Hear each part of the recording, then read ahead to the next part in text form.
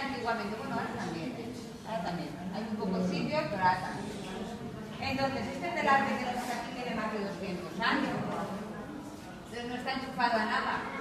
Es manual, solo lo podemos hacer nosotros. Con las manos y con los pies, que con los pies movemos los pedales. ¿Vale? Con esto vamos a mover todo el telar. Luego con las manos vamos a ir poniendo los colores. Los colores, ¿dónde los tenemos? Mirad, los tenemos aquí, en estas lanzaderas que parecen barquitas. Y dentro llevamos los colores: amarillo, morado, verde, rosa. ¿Y esos colores son? A ver, las flores las vamos a hacer de esos colores. ¿Os gustan esos colores? Sí. ¿El rojo también os gusta? Sí. Entonces vamos fenomenal. Vamos fenomenal. Vale, empezamos, ¿vale? Bajamos ese pedal. Y ahora vamos a poner los colores. Como hemos dicho, como los llevamos aquí, vamos a ir pasándolos por debajo.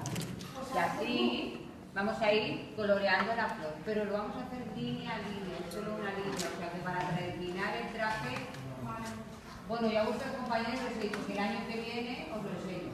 Venís otro día a verme y os lo enseño, ¿vale? Vale, vamos. Pues el año que viene lo hacemos así. Y así os veo otra vez. Vale, entonces vamos a poner todos los colores. Vamos a ir un poco de prisa porque es un poco lento. ¿Vale?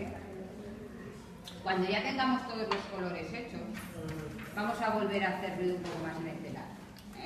Lo dejaremos todos los hilos rectitos y todo es bien.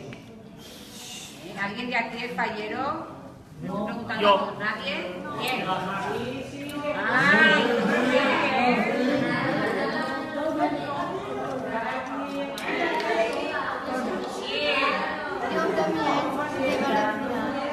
¿y de qué color lleváis el traje?